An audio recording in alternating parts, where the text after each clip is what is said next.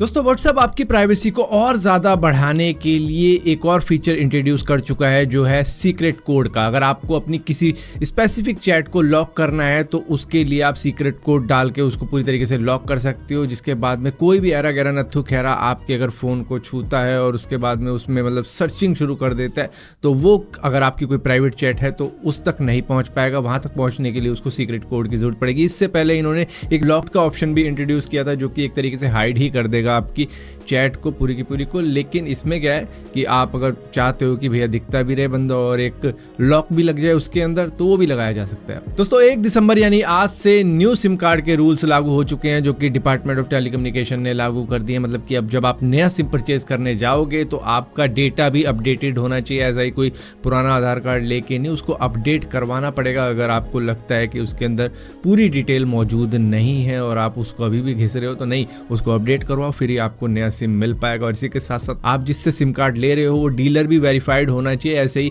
किसी भी अनवेरीफाइड जो भी कहीं भी अपना वो लगा देते हैं ना, कैनोपी सी लगा देते हैं और उसके बाद में वो वहाँ पर सिम कार्ड बेचना शुरू कर देते हैं, तो ऐसे से लोग हैं तो भैया वो वेरीफाइड होने चाहिए, बहुत ज़्यादा ज़रूरी है। और इसी के साथ साथ बल्क में सिम अब परचेज नहीं किए जा सकते जो कि हो जाते थे पहले, जिसकी वजह से कई सारे स्कैम होते रहते थे। अलग अलग जगहों से कॉलें आती रहती थी और उसके बाद में पता लगता था वो सिम किसी और के नाम पे। तो इस तरीके की चीज़ों को भी रोकने के लिए सारी चीज़ें कही गई हैं।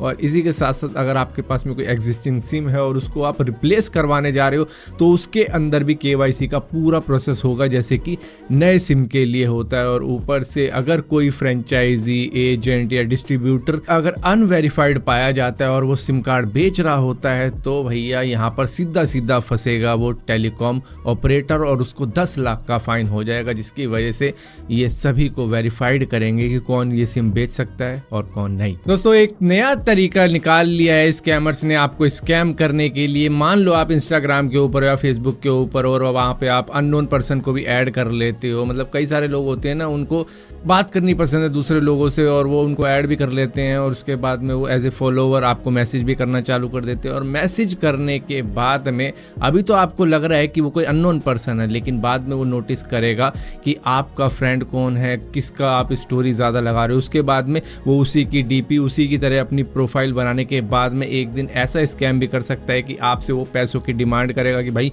मुझे बहुत ज़रूरत पड़ गई है, मेरे पेरेंट्स को ये हो गया वो हो गया, और इस तरीके से वो आपसे पैसे की डिमांड करके आपको UPI ID भी भेज सकता है, जिसके बाद में आप उसको पैसे भी भेज दोगे ये सोच के कि ये मेरा दोस्त है, इसको बहुत ज़्यादा ज़रूरत है। लेकिन एक्चुअली में आप फंस जाओगे उनके एक फेक फ्रेंड वाले स्कैम के अंदर, क्योंकि ये तमिलनाडु के अंदर एक बंदे के साथ में हो चुका है जिसके करीबन 75,000 रुपये लुट चुके हैं सिर्फ इस चक्कर में कि उसने अपने दोस्त की मदद करने के लिए पैसे दिए थे, लेकिन एक्चुअली में वो उसका दोस्त ही नहीं था। उसने बस स्टोरी चेक करने के बाद में ये पता लगा लिया था कि ये इसके साथ में काफ़ी ज़्यादा क्लोज है, चलो इसी की तरह प्रोफाइल बनाने के बाद में इसको मैसेज करके इससे कुछ डिमांड की जाए, और वही होता है और वो बंदा पैसे दे भी देता है। दोस्तों इलेक्ट्रिक व्हीकल जब भी कोई बंदा लेने की सोचता है बस उसके दिमाग में यही चीज़ आती है कि वो कितना दूर तक जा सकते हैं उस गाड़ी को खरीदने के बाद में, क्योंकि बीच में उनको चार्जिंग स्टेशन तो चाहिए ही होगा। लेकिन अगर गाड़ी के अंदर एक्स्ट्रा बैटरीज हों तो शायद वो और लंबी दूरी तक जा सकती है, क्योंकि इलेक्ट्रिक व्हीकल के अंदर ज़्यादा बैटरी तो मतलब ज़्यादा रेंज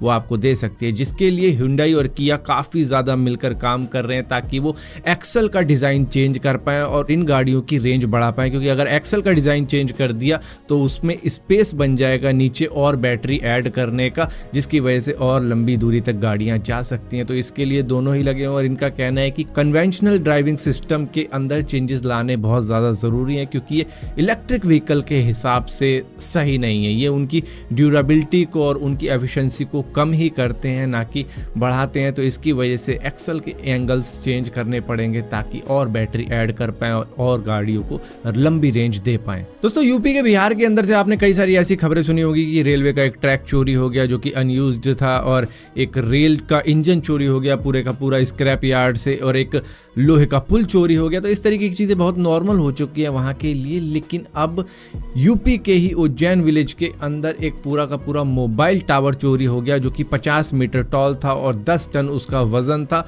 लेकिन कुछ ही दिनों में इसको इस तरीके से गायब किया चोरों ने कि लोग भी सोच रहे होंगे कि मोबाइल का नेटवर्क आ क्यों नहीं रहा, आएगा कैसे भाई। वहाँ से पूरा टावर ही गायब कर दिया चोरों ने, जिसके बाद में टेक्नीशियन जब वहाँ पर पहुँचा तो उसने देखा कि भाई यहाँ तो टावर ही नहीं है। तब जाके उसने कंप्लेंट करी अपने टेलीकॉम ऑपरेटर को और उसके बाद में वहाँ से फिर FIR रजिस्टर हो जाती है चोरी की। दोस्तों बेंगलुरु के अंदर काफ़ी ज़्यादा ट्रैफिक रहता है, जिसकी वजह से वहाँ के लोग परेशान भी रहते हैं। जब भी गाड़ी निकालें तो भैया ट्रैफिक का सामना उनको करना ही पड़ता है। अब यहाँ पर बेंगलुरु मेट्रो के MD ने एक सलाह दी है कि अगर सिंगापुर का ही मॉडल हम बेंगलुरु के अंदर यूज़ करें तो यहाँ पर ट्रैफिक काफ़ी हद तक कम किया जा सकता है। लेकिन यहाँ पर आप सोचोगे कि हाँ, रोड का कोई नक्शा वक्शा बताया होगा कि रोड को इधर से निकाल देते हैं, उसके ऊपर से पुल निकाल देते हैं, उसके ऊपर से मेट्रो निकाल देते हैं, ये वो करके कुछ ना कुछ ऐसा जुगाड़ बताया होगा। नहीं, इन्होंने जुगाड़ बताया है कि सिंगापुर की कई सारी सिटीज़ के अंदर ऐसा होता है कि वहाँ पर कार से एक्सपेंसिव लाइसेंस होता है कार चलाने के लिए। तो भैया अगर हम लाइसेंस को एक्सपेंसिव कर दे कार ओनर्स के लिए तो इससे ट्रैफिक को काफ़ी ज़्यादा कम किया जा सकता है कि अगर आपकी कार मान लो 5 लाख की है तो शायद आपको लाइसेंस 5.5 लाख या 6 लाख तक का पड़ सकता है। अगर हम सिंगापुर वाला मॉडल फॉलो करते हैं तो मतलब कि अगर आप गाड़ी बाय कर रहे हो तो आपको गाड़ी से पहले उससे महंगा लाइसेंस लेना पड़ेगा। तो मतलब कि 5 लाख की गाड़ी आपको 11 लाख तक की पड़ सकती है, जिसकी वजह से ट्रैफिक कम हो सकता है बेंगलुरु का। तो ये आइडिया दिया है बेंगलुरु मेट्रो के MD जी ने।